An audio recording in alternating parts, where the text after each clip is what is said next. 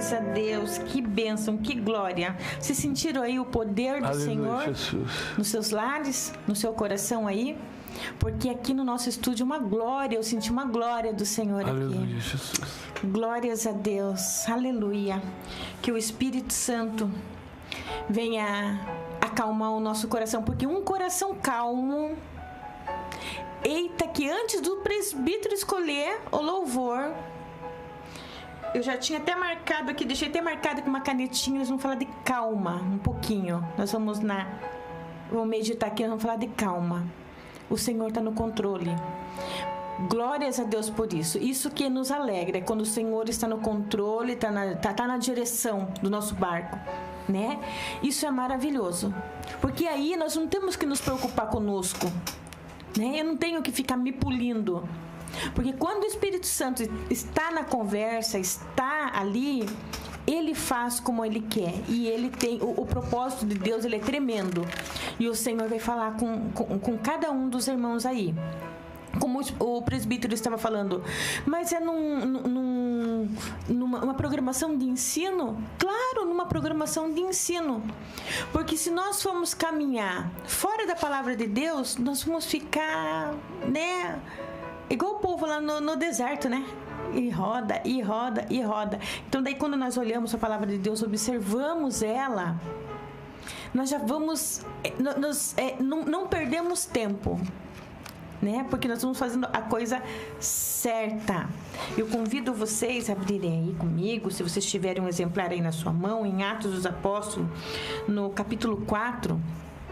E nós vamos entender e aprender, né, com os nossos irmãos primitivos lá, a importância de conhecer a palavra do Senhor. Quem conhece a palavra do Senhor, ele é destemido. Sabe? Aquela pessoa que sabe, conhece a palavra de Deus e caminha pela palavra de Deus, ela é destemida, ela sabe o que fazer, ela sabe a hora, porque tem horas que o Senhor fala vai, tem horas que o Senhor fala espera, tem horas que o Senhor fala assim, retroceda.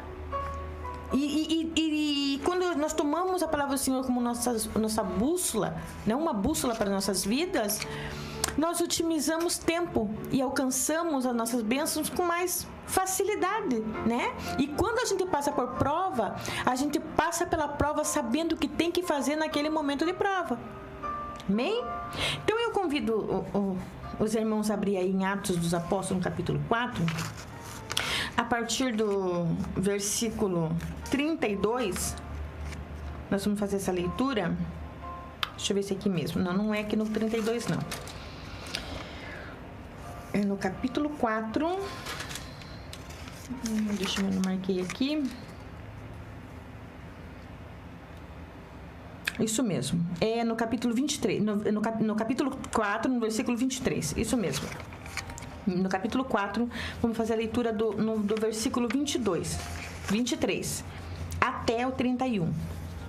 Diz assim: assim que foram soltos, Pedro e João buscaram a companhia dos seus amigos e contaram tudo o que o chefe dos sacerdotes e os líderes religiosos lhe haviam dito. Ao ouvirem esse relato, os irmãos, unânimes, elevaram a voz a Deus e exclamaram: ó Todo-Poderoso, Senhor, Tu que fizeste o céu e a terra, o mar e tudo o que neles existe, que pelo Espírito Santo, por boca do nosso pai Davi, teu servo, declaraste: porque os gentios se enfurecem e os povos conspiram em vão. Os reis da terra se levantam e os governantes se ajuntam em oposição ao Senhor e contra o seu ungido. De fato, Herodes e Pôncio Pilatos reuniram-se com as nações pagãs e os povos de Israel nesta cidade, para conspirar contra o seu santo servo Jesus, a quem ungiste. Realiza Deixa eu anotar aqui. Realiza tudo o que em teu poder e sabedoria já havia predestinado que aconteceria. Agora, pois, ó Senhor, considera as ameaças deles e capacita os teus servos para proclamarem a tua palavra com toda a intrepidez. Estende a tua mão para curar e realizar sinais e maravilhas por meio do nome do teu santo servo Jesus. E assim que terminaram de orar, tremeu o lugar onde estavam reunidos. Todos ficaram plenos do Espírito Santo e com toda a coragem saíram anunciando a palavra de Deus. Glórias a Deus. Irmãos, nós estamos diante de um texto que ele vai contar aqui a atitude dos irmãos. Então, para a gente entender o que está acontecendo aqui, depois de Atos dos Apóstolos, capítulo 2, né, que veio a descida do Espírito Santo, né, depois quando cumprindo-se, e nós precisamos entender, eu acho que, não sei se eu já falei isso, porque eu sempre, já aconteceu de eu falar em outras ocasiões, eu não me lembro se eu já falei aqui, né, aqui nessa programação, mas talvez em algum outro lugar onde eu passei pregando, ministrando ou ensinando, eu sempre ensino, né, o que a pessoa tem que entender, né, o que é ser um pentecostal, né, a palavra de Deus fala assim, e cumprindo-se o dia de Pentecoste, né, aí quando se cumpriu os dias de Pentecoste, o que é Pentecoste? Os dias de Pentecoste, né? É depois da Páscoa. Depois que passa a Páscoa, cumpre-se 50 dias, né? E esses 50 dias é o período do Pentecoste. Veja bem, antes da descida do Espírito Santo, esse período de 50 dias é o período, é o Pentecoste, se a gente for olhar para a palavra Pentecoste, o que quer dizer? Se eu olhar para a palavra, eu vou entender o que é ser um pentecostal. Um pentecostal, eu entendo assim, que é uma pessoa muito grata. Porque esses 50 dias que eles ficavam no período do Pentecoste, eram os 50 dias que eles ficavam reunidos em oração, em gratidão a Deus pelas colheitas, depois da Páscoa. Então, eles ficavam ali 50 dias.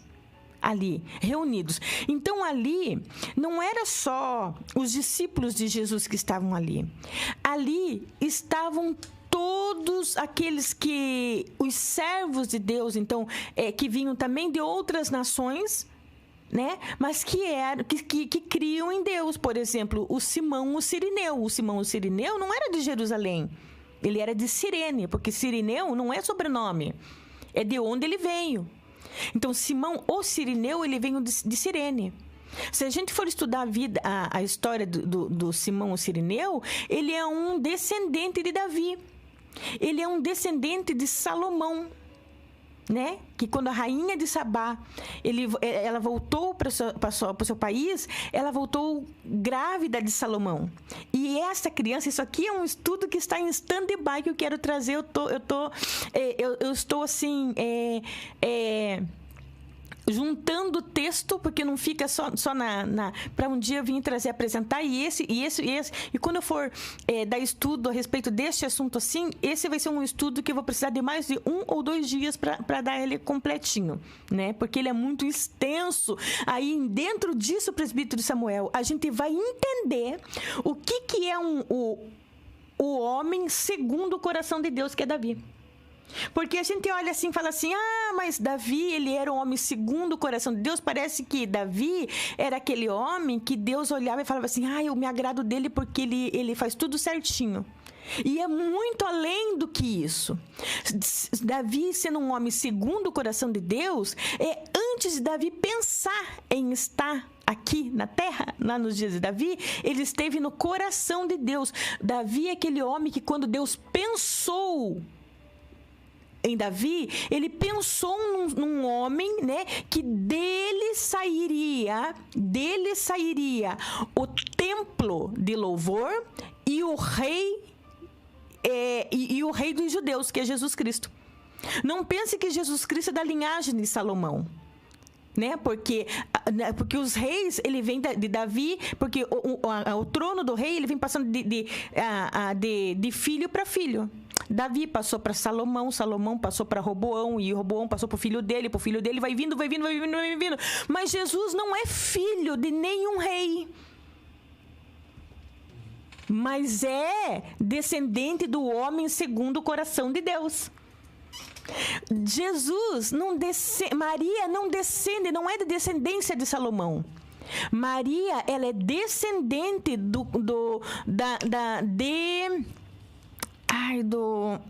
esqueci o nome do outro filho de Davi, né? Esqueci o nome dele, daqui a pouco eu lembro. Ele não descende de Salomão. Aí, quando eu olho para o homem segundo o coração de Deus, né, eu vejo o templo saindo da linhagem de Davi e o rei dos judeus, que é Jesus Cristo, saindo da linhagem de Davi. Né? Então aí nós vamos estudar isso mais minuciosamente, nós vamos entender isso, nós vamos entender o que é o homem segundo o coração de Deus. Não porque Davi era perfeito, ele era aquebrantado, ele tinha facilidade de se arrepender dos seus pecados diante de Deus, mas, né, ele tinha os seus altos e baixos, né? As suas boas ações, e teve lá os seus, né? Mas ele era o homem segundo o coração de Deus, né? Ele era o escolhido de Deus, assim como o próprio apóstolo Paulo, né? Ainda quando ele era Saulo, perseguidor, e tudo aquilo que aconteceu com o Saulo, mas quando Jesus fala, olha, não, mas ele, para mim, ele é um vaso escolhido. Quando eu falei ele é um vaso escolhido, mesmo ele sendo Saulo, o perseguidor, para Jesus ele era o vaso escolhido. Jesus sabia que ia usar o Saulo. Então, tudo dentro dos propósitos de Deus, né? Então, nós estamos falando de Simão o Cirineu, que ele foi um descendente de Davi, foi um descendente de Salomão, e ali tem uma história muito profunda. Veja bem que ele tinha nome de crente, mas ele vem lá do reino de Sabá. Ele vem de uma cidade pagã, mas ele era um servo do Senhor. Por quê? Porque ele vinha da descendência de Salomão, né? Então, veja bem, e ele estava onde? Estava em Jerusalém, no dia do Pentecoste, que isso aí também é um outro estudo, né? Quando Jesus, o Simão o Cirineu, quando ele está entrando ali com as suas vestes, presbítero, com as suas vestes limpas, bonitinha, que ele veio para Jerusalém para adorar o Senhor Jesus. Para adorar o Senhor Deus, né? Ele não conhecia Jesus, não sabia que aquele homem que na rua Crucis estava vindo naquela, sendo crucificado, sendo espancado, carregando uma cruz. Ele tá indo para adorar. Ele tá indo porque para ver para receber uma gotinha do sangue do animal, né? Do cordeiro, que lá foi era imolado pelo sacerdote, lá tinha todo um ritual, e as roupas dele tinha que estar branquinha para ele poder entrar no culto. Então, quando ele está entrando ali naquela Via Crucis, ele está entrando numa mão, Jesus está vindo com uma multidão ali, arrastando uma cruz, todo ensanguentado, tudo sujo. Ele olha aquilo, ele se espreme no canto da parede. Por quê? Porque ele não pode se sujar, e a palavra de Deus fala que ele foi compelido. Ele foi compelido a ajudar. O que é ser compelido? Ser obrigado a ajudar Jesus. Aí, quando eu falei, puxa, mas ele é compelido, ele é obrigado. Sim, foi obrigado. Por quê? Porque ele não queria, ele não podia sujar a sua roupa. Ele tinha que entrar no culto. Por quê? Porque a cultura era aquele que recebia, quando o sacerdote, ele balançava o sopo, que saía o sangue do cordeiro. O cidadão que recebesse uma gotinha do sangue daquele animal na sua roupa, ele voltava para o seu país, ele voltava de onde ele vinha, feliz da vida, porque ele alcançou a graça, ele teve o seu pecado perdoado por causa de uma gotinha de sangue. Então, o Simão o Cirineu, ele não queria sujar a roupa dele, porque se ele sujasse a roupa dele, ele não poderia entrar para o culto. Mas não sabendo ele, presbítero, que quando Jesus se apoia nele, né, para se levantar, Jesus se apoia nele, o sangue do cordeiro vivo, ele não pôde entrar no culto. Eu imagino que o Simão Cirineu, quando ele voltou para sua casa, ele voltou triste, achando que ele perdeu a viagem, porque ele não recebeu a gotinha lá do animal, não sabendo ele que ele tinha sido aprovado. Jesus, ele colocou a mão de Jesus foi no ombro esquerdo, que simbolizava, uma vez quando eu dei um estudo, né, aqui acho que foi o meu segundo estudo que eu dei no Celeiro de Profetas, né, que eu dei falando a respeito de jugo de Jesus, eu expliquei, você lembra, presbítero, né, que os meninos faziam Beit Sefer, Beit Talmud, os reprovados, eles eram reprovados com um aperto de mão e voltavam a aprender o ofício do seu pai. Os aprovados, com a mão, o sacerdote, o rabino, com a mão direita, colocava no ombro esquerdo do aluno, esse era um sinal de ser aprovado. E Jesus colocou a sua mão direita no ombro esquerdo de Simão Cirineu, aprovado. Por quê? Que Jesus ali, olha o propósito de Deus ali, porque a descendência de Simão Cirineu, quando a rainha de Sabá voltou grávida, isso aí eu vou ensinar num outro estudo aqui. Aqueles que já fiquem, quem sabe no próximo estudo, se assim Deus nos permitir. Fiquem espertos que isso aí é muito importante a gente saber esses detalhes, né? Quando a rainha de Sabá ela volta, esse foi o motivo pelo que Salomão se entristeceu e passou a cultuar os deuses das suas mulheres. Nós vamos estudar nessa outra ocasião. Quando ele queria passar o seu trono, para quem? Para o filho da rainha de Sabá.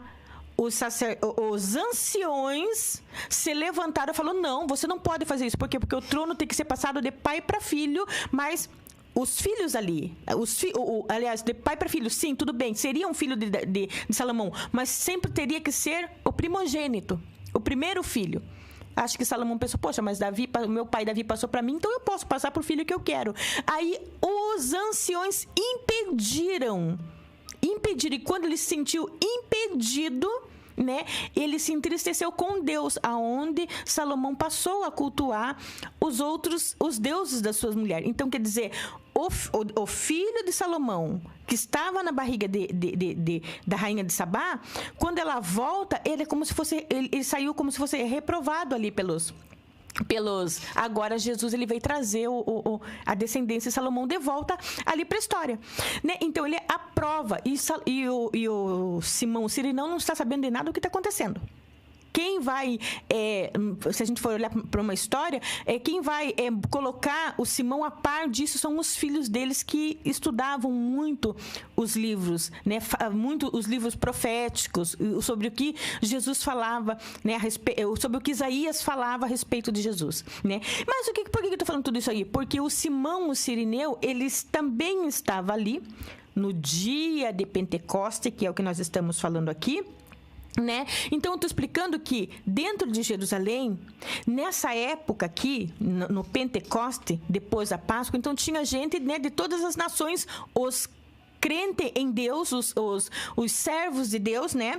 Os judeus que viviam em outras localidades, por isso que ali tinha muita gente falando de línguas diferentes. E quando veio o Pentecoste, o povo ficava falando: mas o que está acontecendo ali? Todos eles se entendem, né? Sendo que cada um fala de uma língua. Então ali em Jerusalém tinha judeus de outras nações também, né? Ficavam ali num período, em 50 dias, num período de adoração a Deus. Então, nesse período de 50 dias, a palavra de Deus fala em Atos 2, e cumprindo-se os 50 dias. Então, o que é Pentecoste? É um período, não é um movimento. É o período, está lá em Atos 2. E cumprindo-se o dia de Pentecostes, o Espírito Santo ainda não tinha descido. Então, nós não podemos associar. Que você é pentecostal? Eu sou pentecostal, sou grata. Né? Sou um pentecostal batizado ainda com o Espírito Santo, que é melhor ainda. Ser um pentecostal batizado com o Espírito Santo é top, como se diz. Mas o que é ser pentecostal? É um período de gratidão, é um período que eles ficavam ali adorando, reunidos, adorando a Deus pelas colheitas, né? Nesse período depois da Páscoa. Aí quando se cumpriu esse dia, cumprindo ali, que eles ficaram ali reunidos, e olha, aqui Deus já dá uma mensagem. Isso aqui não é uma mensagem, isso aqui é um estudo. Mas Deus dá uma mensagem, se a gente for ponderar em cima disso aqui. Quando a gente se reúne, porque ali tinha gente de várias nações. E ali também estava quem? Estavam os discípulos de Jesus, né? Ficai em Jerusalém. Por que Jesus fala ficai em Jerusalém? Não saiam de Jerusalém, né? Fiquem em Jerusalém até que do alto seja. Então, os discípulos de Jesus, além de estar ali no dia de Pentecoste, né? Em gratidão, ainda em expectativa. Porque eles estavam num período de gratidão ali, né? E ainda cumprindo, né? Esperando uma promessa de Jesus. Falou, fiquem lá porque vai descer, até que do alto seja revestido de poder. Quando chegou, se cumpriu os 50 dias, né? A palavra de Deus fala, e cumprindo-se o dia de Pentecoste, né? Eis que eles ouviram, né? Um som como um barulho de um vento impetuoso, e ali o Espírito Santo vos encheu. E ali eles começaram a ser selado, né? Línguas de fogo pousavam por cima deles. Eles foram selados e saíram dali cheio de poder. Pedro e João, saindo dali, já começou a fazer a obra do Senhor. E tendo uma obra, que quando eles, em Atos 3, quando eles chegam ali na frente da Porta Formosa, né, tinha um coxo que ali ele essa palavra ele fala muito comigo, que esse coxo ele estava implorando por uma esmola. Aí, se a gente for entrar em procurar entender esse ato dele estar implorando por uma esmola, tinha uma lei, né, que quando uma pessoa nascia, né, com alguma deficiência, ele era colocado diante, né, na frente da Porta Formosa, e cada judeu que ele fosse entrar no templo para adorar, ele tinha que levar uma esmola, ele tinha que levar uma oferta justamente para aqueles, era provisão para aqueles que eram colocados diante do templo. Mas esse coxo aqui fala que ele implorava. Se ele implorava, então eu passo a entender que os judeus, eles iam orar, mas eles estavam em falha. Porque o homem está ali, era uma ordenança de Deus, coloquem ali, por quê? Porque aqueles que vão entrar, que tem condição de entrar, que vai entrar para, né, para fazer essa oração, né? O que vai acontecer? Ele vai levar ali a provisão, é uma provisão de Deus, mas só que aquele homem, ele estava implorando, quer dizer, eles iam para a igreja, vamos dizer assim, por isso que eu entendo Jesus. E eu volto a falar, quando Jesus fala assim, vocês dão os dízimos do endro, do cominho e das hortaliças, mas não praticam a justiça e a misericórdia. Aí tem muitas pessoas que pegam, né, e pegam algumas falas de pessoas que não conhecem a palavra e fala assim, Jesus não fala a respeito que nós temos que dar o dízimo. Isso aqui não estava para eu falar aqui, porque os dízimos é coisa do Antigo Testamento. Quando Jesus fala assim, ou seja, tem gente que fala assim, Jesus ele reprova o dízimo. Não, Jesus não reprova o dízimo, porque Jesus fala assim, vocês dão o dízimo do endro, do cominho e das hortaliças, mas não praticam a justiça e nem a misericórdia.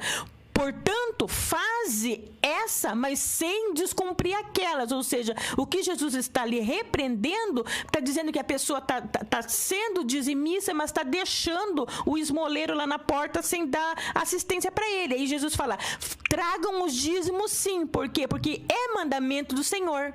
Mas também tragam a oferta para vocês sustentarem quem é aqueles que eu deixei lá, que tem uma ordem que é para deixar lá na porta. Então, Jesus está falando, não sejam dizimistas e cuidem só dos coxos. Jesus fala, sejam dizimistas e também cuide dos coxos, cuide dos cegos, cuide dos deficientes, façam as duas coisas para serem, já que vocês querem observar a lei. Então, quer dizer, Jesus ele está atendendo algo que eles estão deixando para trás. né? Aí o Pedro e João, eles estão vindo, e tudo isso nós estamos aqui no contexto aqui, eles estão chegando ali, lá vai o coxo, né? Fita os olhos né, em João e em Pedro e pedem, diz, por favor, me dê uma esmola. Por favor, ou seja, ele está implorando, porque ele precisa, né, das suas necessidades. Pedro diz, nós não temos ouro, nós não temos prata, mas uma vez Deus falou muito comigo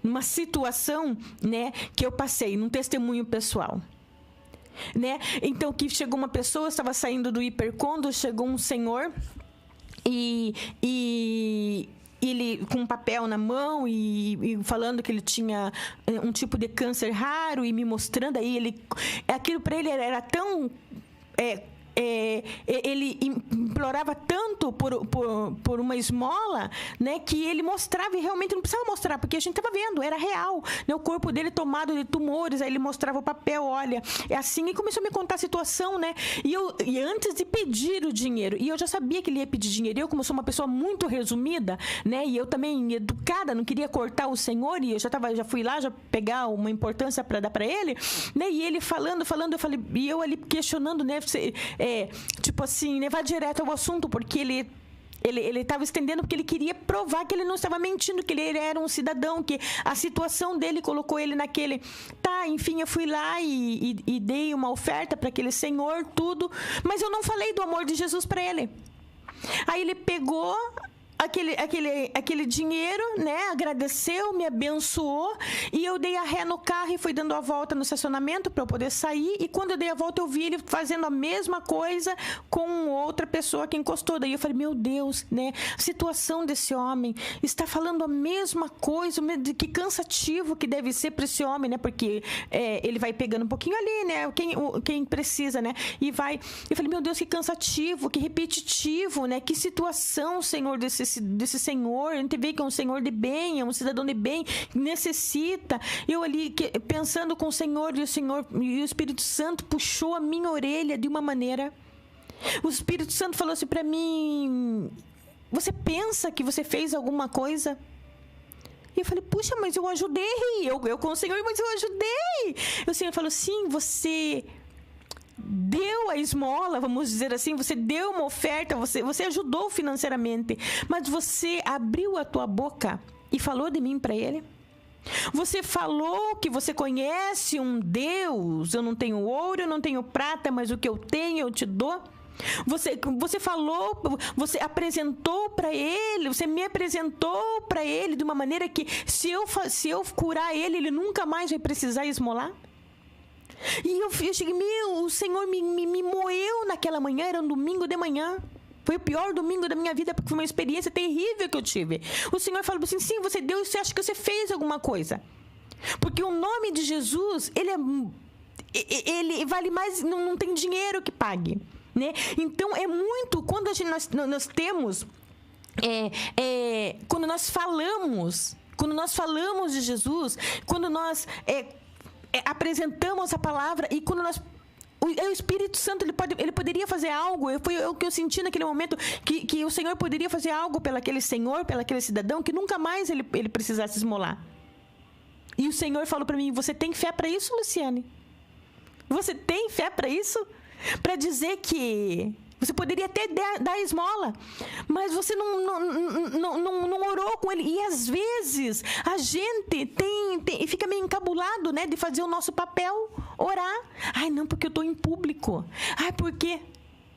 Pedro João chegou para aquele homem e falou, olha, eu não tenho ouro, eu não tenho prata, mas eu imagino ele orando, olha, em nome de Jesus, o Nazareno, levanta e anda. Imagine quem estava passando ali.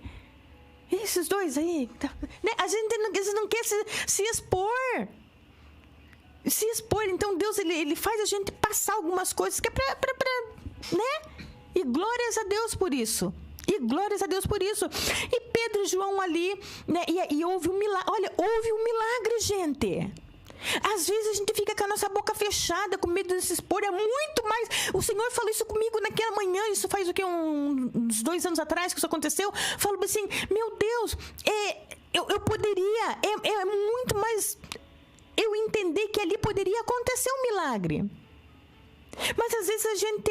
É muito mais fácil. É o que o Senhor fala para mim. É muito mais fácil. É muito mais. É mais fácil eu dar uma esmola do que eu me expor.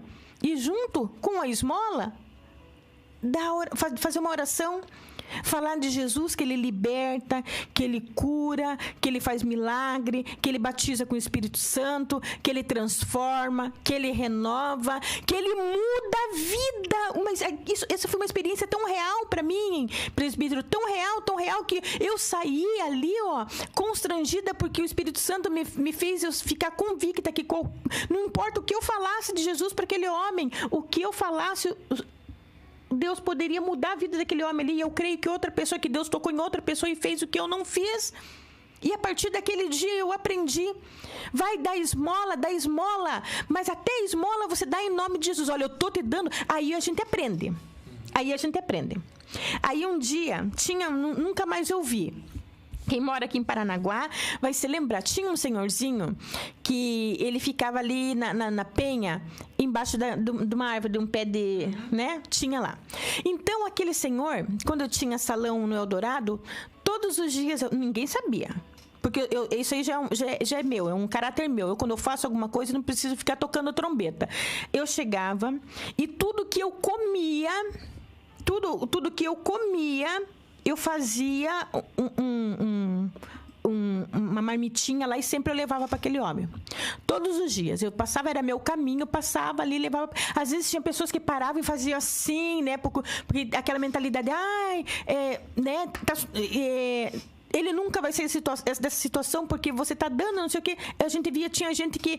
os que passavam, né? Que a gente via que aprovava, tinha gente que reprovava. E o homem cheirava mal, e todos os dias.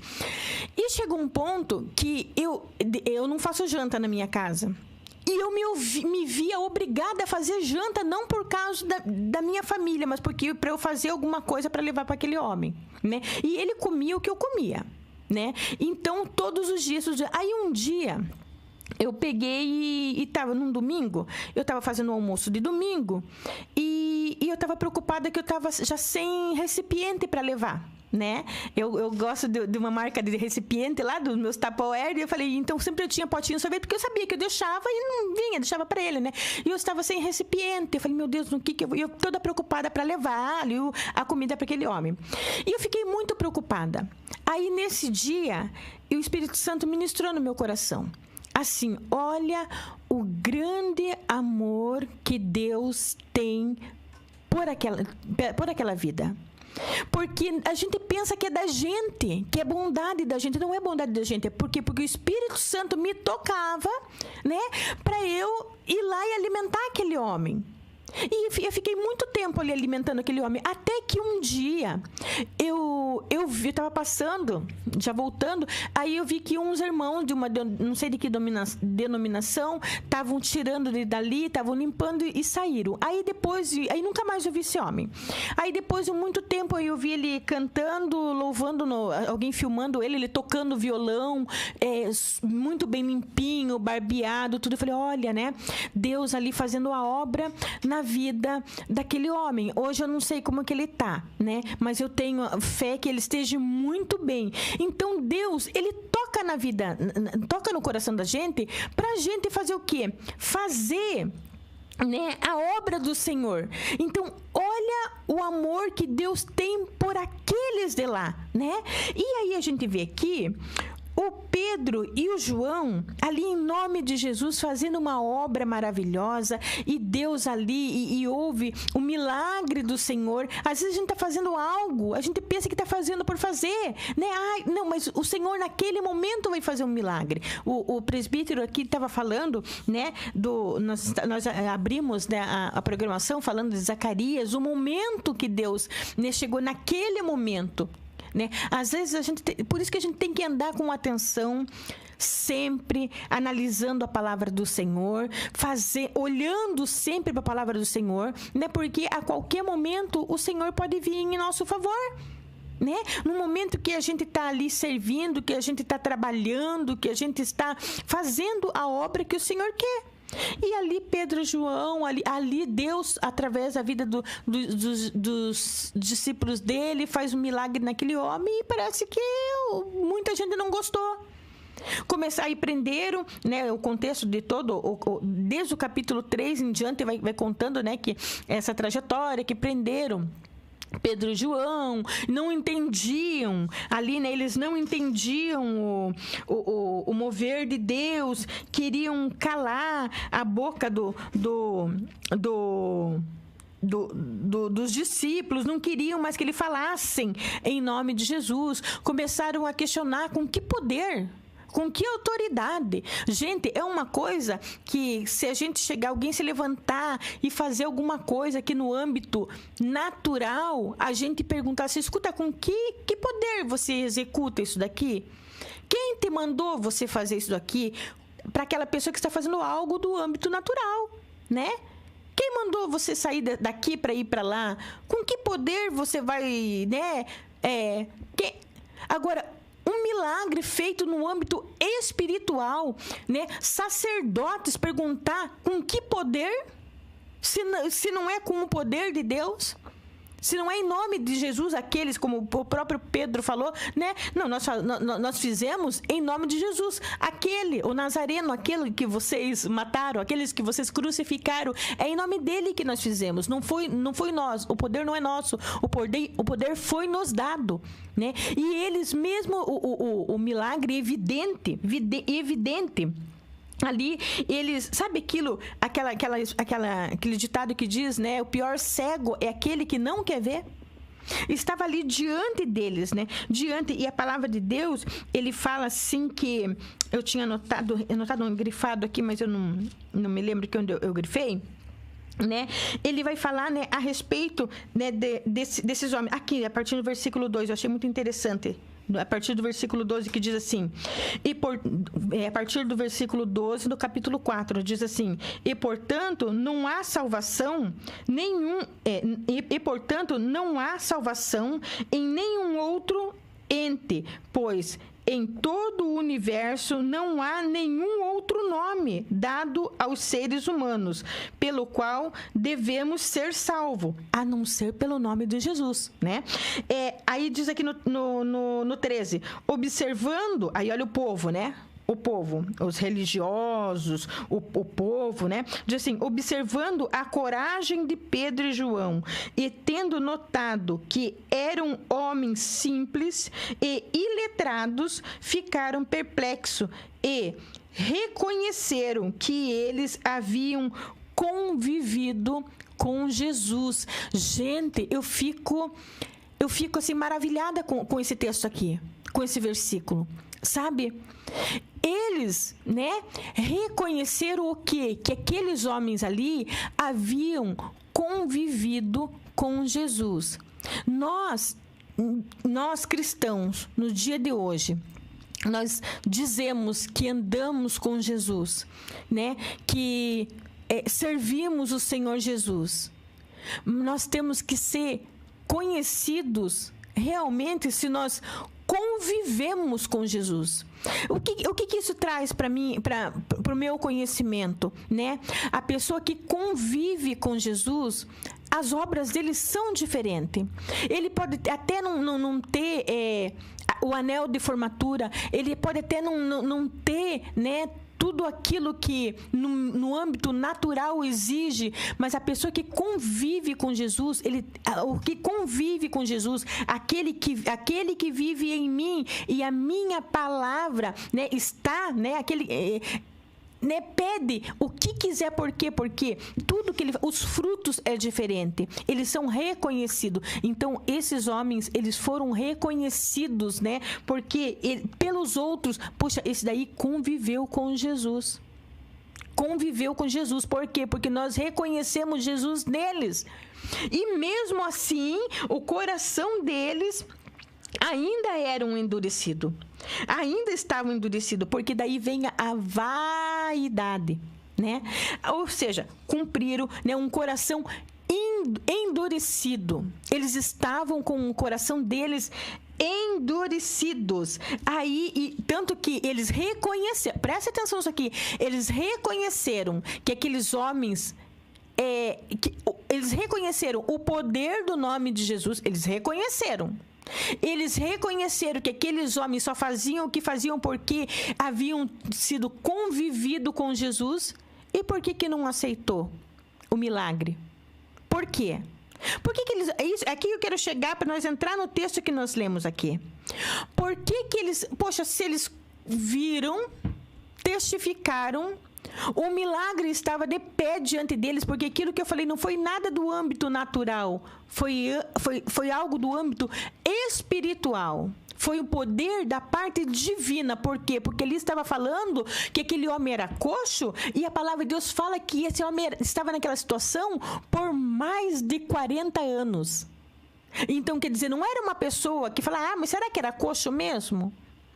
Mas será que esse homem não inventou? Não, eles conheciam aquele coxo, né, há mais de 40 anos que aquele homem estava naquele lugar. Então eles sabiam da real situação daquele homem. Então eles sabiam que realmente Jesus operou, né, através da vida dos discípulos um grande milagre. E por que não aceitaram? E por que começaram a ficar com o coração endurecido? Se cumprindo, né, o que Paulo falou, que Isaías falou, né, eles tinham ouvidos, mas não ouviam, tinham olhos, mas não enxergavam, né? Então eles tinham o coração endurecido. Aí quando Pedro e João, no texto que nós lemos, eles foram soltos, eles foram até os irmãos, estavam lá na intercessão, os irmãos, né? E eles contaram, vamos entrar no texto aqui. Aí, eu quero dizer o seguinte, antes de nós entrar aqui no texto, eu quero convidar os irmãos que puderem, né, abrir a Bíblia lá em Eclesiastes 10, eu quero falar de conhecimento. Talvez eu estou falando e vocês ainda não entendem. Até então, talvez vocês não entenderam aonde eu quero chegar, o que tem a ver tudo isso, né, com o texto que nós lemos lá. Que depois eu vou fazer uma releitura rapidinho ali, só para a gente nos contextualizar novamente, né? O texto que nós lemos, o texto áureo que nós lemos lá, o que ele quer dizer, né? Olha só, Eclesiastes 10, olha o que diz aqui. Salomão que escreve, né? Ele diz assim, a minha versão diz as moscas, tem versão que fala uma mosca, e ainda tem versão que fala um mosquitinho, um mosquito. Mas vamos ler aqui pela minha versão que eu estou na minha mão. As moscas mortas fazem com que o óleo do perfumista se corrompa e produza um mau cheiro. Ou seja, o óleo do perfumista, ele tem uma finalidade. É para produzir o quê? Perfume. E todo perfume, claro, tem que produzir o quê? Boa fragrância, bom cheiro. Mas uma mosca ou um mosquitinho, como diz, tem versão que diz, né? Ele faz... Se cair dentro do vaso, do óleo daquele perfumista, uma mosca, ele vai corromper, vai contaminar todinho o conteúdo, todinho o óleo. E ao invés de produzir boa fragrância, bom cheiro, ele vai... Uma mosca, gente, vai fazer com que todo aquele óleo produza mau cheiro. Aí, olha o que diz aqui. Da mesma forma,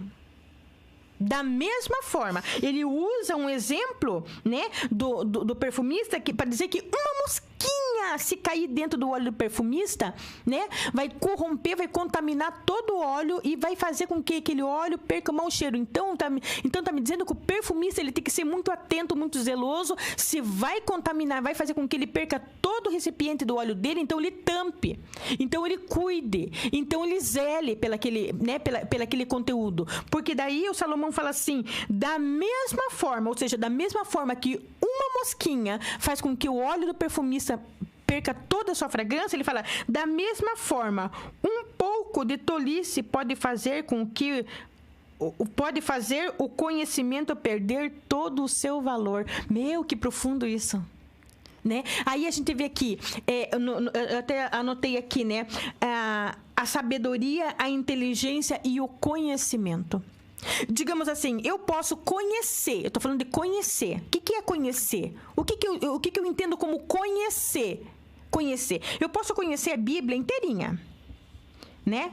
Assim, eu já li ela várias vezes, tenho um amor por ela, né? Então, então veja bem, eu posso conhecer ela inteirinha. Mas, se eu, né, não me cuidar, assim como aquele perfumista não cuidar, presbítero, daquele vaso com aquele óleo, lá, se eu não me cuidar, o conhecimento eu tenho. Porque eu costumo dizer que a inteligência, quem me conhece sabe que eu sempre falo isso, inteligência não tem fulano que é inteligente e fulano que é desprovido de inteligência. Todo ser humano, ele é inteligente. Inteligência é um item de série do ser humano. Ele nasceu com algo que Deus fez ali, inteligência. A diferença é que inteligência é igual um músculo. Quanto mais você exercita, mais ele aparece, mas todo tem. Todo mundo aí tem músculo, não tem? Dos mesmos músculos que eu tenho, todos aí têm. Por que tem uma pessoa que ela é mais musculosa, tem outra que é mais forte, né? Falando de músculo, porque umas pessoas exercitam mais do que a outra. Assim é a inteligência. Todos têm, só que uns exercitam mais, né? E como que a gente vai exercitar a nossa inteligência? Buscando conhecimento, né? Na área espiritual, ou seja, na tua faculdade, em tudo que você busca conhecimento, você passa a conhecer. Quanto mais conhecimento você busca, mais conhecimento você tem.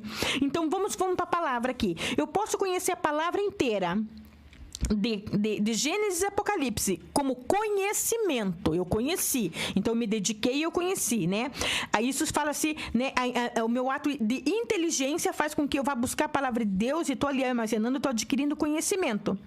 Agora, todo esse conhecimento da Bíblia, eu posso fazer aqui, colocar uma balança aqui. Desse lado pode ter a tolice, desse lado aqui pode ter a inteligência. Presta atenção. Luciane, um pouquinho de tolice, eu posso fazer com que todo o meu conhecimento perca o valor. Olha que profundo isso aqui. Se eu não agir, se eu não exercer da sabedoria, agora sabedoria não, sabedoria eu tenho que buscar, a inteligência eu nasci com ela, a sabedoria eu tenho que buscar em Deus. Então, um pouquinho de tolice eu posso fazer com que, olha só, que todo o meu conhecimento perca o valor. O coração do sábio se inclina para o bem e o direito, mas o coração do insensato para o mal e injusto. Aí a gente vai ponderando aqui a tolice. Mesmo quando tentar andar pelo bom caminho, o nércio ou o tolo demonstra que não tem o mínimo de sabedoria. Então não adianta ele querer disfarçar, né? Olha só, se o espírito, tem versões que fala assim, se o espírito do governador, na minha diz assim, se o espírito, aí está entre vírgula, a ira, né, de uma autoridade se levantar contra ti, não abandone o teu posto. E aqui, o Salomão aqui não está falando de reino espiritual, está falando de reino natural. Ele fala assim, se uma autoridade se levantar contra você, não abandone o seu posto, não vá fazer queda de braço. Isso aqui é uma estratégia que Salomão está te dando. Não vá fazer queda de braço com pessoas que são mais fortes que você. Não vá entrar em cabo de guerra com pessoas que têm mais autoridade que você, porque você vai perder. Aí Salomão diz assim, não abandone o seu posto, porquanto a calma, que o presbítero falou lá, falando de calma, a calma evita grandes erros. Aí ele diz no verso 5 aqui, olha, há todavia outro mal que observei embaixo do sol, um erro cometido pelos que têm o poder de governar. Olha só que ele fala, há um outro mal embaixo do sol, né? Um mal embaixo do sol que eu observei. Há todavia outro mal que observei debaixo do sol, um erro cometido pelos que têm o poder de governar. Quem é que tem o poder de governar? O governador? Ou quem põe o governador no seu posto? Quem é que tem o poder de governar? Pensa aí. Exercite a tua inteligência, que inteligência é igual músculo. Quanto mais você exercita, mais ele aparece, né? Ou seja, rapaz, pensa. Moça, pensa, né? Antes de fazer qualquer coisa. Tolos são guiados a cargos importantes, enquanto os ricos, ou em outra versão fala dignos, são assentados em lugares inferiores, né? Então, veja bem, nós estamos aqui falando de tolice, estamos falando aqui de sabedoria, né? E de conhecimento. E o que isso tem a ver com Atos dos Apóstolos, que nós já vamos terminar, no capítulo que nós conversamos lá? O que tem a ver? Então, este povo aqui, que na leitura que nós fizemos lá, de abertura aqui, este povo aqui, eles vão mostrar um conhecimento que nós temos que ter aqui, da palavra do Senhor. Pedro e João, eles agora, né, eles foram liberados pelos anciões lá, né, foram liberados, né, com uma observação, olha, vocês não falem mais o nome de Jesus, vocês não exerçam esse poder aí que vocês têm, ou seja, eles foram contar, presbítero, o que aconteceu para os irmãos aqui. E agora eu vou relendo aqui para nós finalizar, que diz assim: assim que foram soltos, Pedro e João buscaram a companhia dos seus amigos e contaram tudo o que os chefes dos sacerdotes e os líderes religiosos lhe haviam dito. Aí diz no 24: ao ouvirem esse relato, os irmãos unânimes elevaram a voz a Deus e exclamaram. Aí eles foram orar, gente. Aí sabe como eles foram orar? Aí, porque cada vez que nós chegamos, presta atenção que nós já vamos terminar. Cada vez que a gente vai, quando a gente está numa situação, como que a gente ora? Senhor, nos livre. Não é assim que a gente fala, irmãos? Senhor, nos livre, nos dá livramento. Senhor, olha, impeça aquela pessoa de realizar tal coisa. Senhor, olha, mata ele, Senhor, porque ele quer acabar com a tua obra. Não é assim que as pessoas vão buscar? Querer livramento por si próprio? Os irmãos falam aqui, olha o que diz aqui: ao ouvirem esse relato, quando aquele povo ouviu que Pedro e João falaram o que estava acontecendo com ele, presta atenção, ao ouvirem esse relato, os irmãos unânimes quer dizer todos juntos. Eita, se você for entender quando há unanimidade num clamor, se a gente entender, quando nós vamos lutar por uma causa e a gente senta, conversa, ó, como que nós vamos orar? Vamos orar assim, assim, assim, assim. Não um ora para lá, outro ora uma ponta para lá, outra, não. Tudo unânime na mesma causa. Olha, e ouvindo esse relato, os irmãos unânimes elevaram a voz a Deus e exclamaram. Olha a oração deles. Ó Senhor Todo-Poderoso, Tu que fizeste os céus e a terra, o mar e tudo que neles existem, presta atenção no 25 aqui, que pelo Espírito Santo, por boca do nosso pai Davi, teu servo, declaraste, porque os gentios se enfurecem e os povos conspiram em vão. Os reis da terra se levantam e os governantes se ajuntam em oposição ao Senhor e contra o seu ungido. Essa aqui foi a oração deles. Ou seja, o que eles estão relembrando a Deus? Deus, hoje está se cumprindo o que na tua palavra já foi falada pelo pai Davi. Deus, papai Davi falou, não sei quantos anos aqui atrás, que iria acontecer exatamente o que está acontecendo hoje. O que ele está dizendo aqui? O que isso tem a ver com Eclesiastes? O conhecimento, o valor do conhecimento. E conhecimento é aquilo que eu me inclino e faço questão de conhecer para eu saber interceder, para eu saber orar, para eu saber o que fazer. Eu tenho que ter conhecimento da palavra de Deus. A minha oração não pode ser a ermo, não pode ser uma oração assim, de qualquer jeito. Eu tenho que saber pela palavra do Senhor.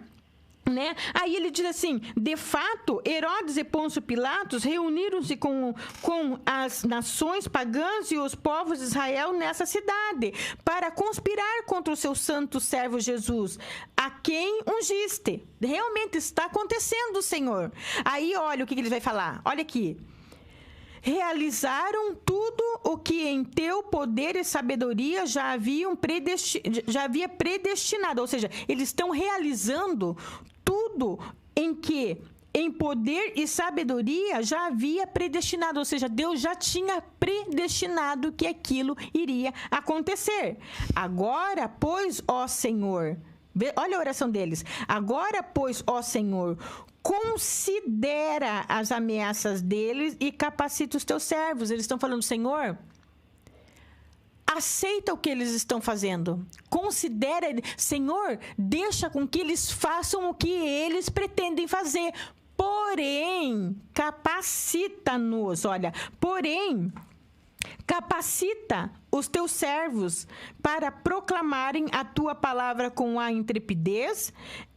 Estende a tua mão para curar e realizar sinais e maravilhas por meio do nome do teu santo servo Jesus. Ou seja, ao invés de ele falar assim: Senhor, nos livre, Senhor, impeça eles, Senhor, não deixe que isso aconteça. Eles olham para a palavra e vê que aquilo está escrito que iria acontecer e fala: Senhor, considera o que eles estão fazendo. Não, Senhor, pare eles. Não, considere o que eles estão fazendo. Porém, capacita-nos para realizar a obra. Não faça com que a gente fuja. Não deixe que a gente retroceda, né? Considera-as ele e nos capacita e faz. E continue curando, continue libertando, continue fazendo oração inteligente, com propósito, com palavra e com poder. Aí diz assim, para nós terminar aqui: e assim que terminaram de orar, tremeu o lugar onde estavam reunidos. Todos ficaram plenos do Espírito Santo, com toda a coragem saíram anunciando a palavra de Deus. Olha que interessante. Olha que oração inteligente. Olha o que isso tem a ver com tudo que tem acontecido aqui desde a nossa programação. É nós atentarmos para a palavra do Senhor e saber qual é a vontade do Senhor, o que o Senhor falou a respeito disso aqui, e nós sabermos fazer a oração certa com o quê? Com conhecimento, né? Para a gente orar a palavra, nós temos que conhecer a palavra. E conhecer a palavra é conhecer mesmo, é se dedicar em ler, aprender, examinar, né? É conhecer mesmo. Se você não tem conhecimento, né? Porque nós temos que orar a palavra. É ter conhecimento, inteligência, dando vazão à sabedoria, não à tolice. Porque também, irmão, se eu ter todo o conhecimento e se eu agir com um pouquinho de sabedoria, eu vou fazer com que todo o meu conhecimento perca o valor. Então, eu tenho que ter conhecimento da palavra. Essa palavra aqui é para crente que quer fazer a diferença e quer andar segundo os propósitos de Deus. Quer ser vitorioso, né? Crente vitorioso é aquele crente que faz a vontade de Deus, entendendo o propósito de Deus e com conhecimento. Então, crente vitorioso é aquele que conhece a palavra, né? E cuida da sua própria... se eu tenho a palavra, eu tenho que cuidar do conhecimento que eu tenho. Então, eu tenho que cuidar, eu tenho que cuidar ao ponto de igual o conselho de Salomão, igual o perfumista, quando tem o seu vaso lá, que é cheio de perfume, ele tem que cobrir, ele tem que cuidar, mas cuidar mesmo, porque se uma mosquinha, que ali, no caso, ele está tipificando o quê? A tolice. Se uma mosquinha cair dentro daquele óleo, que é todo o conhecimento que eu tenho de Deus, vai fazer com que o conhecimento perca o valor. Vai fazer corromper todo o óleo. Vai fazer que, ao invés de produzir... Já pensou? Que triste, que lástima. Eu ter tanto conhecimento da palavra e, ao invés de eu produzir bom perfume, eu produzir mau cheiro, presbítero. Né? Então, eu tenho que ter o conhecimento... Tenho que usar a minha inteligência, dando vazão à sabedoria e não à tolice, para que a obra do Senhor venha a ser completa. Amém? Glórias a Deus. Aleluia, glória a Deus. É tão bom ouvir a palavra do Senhor. Eu vou marcando, eu vou entendendo, né? Porque a palavra do Senhor é isso aí, é entendimento, né?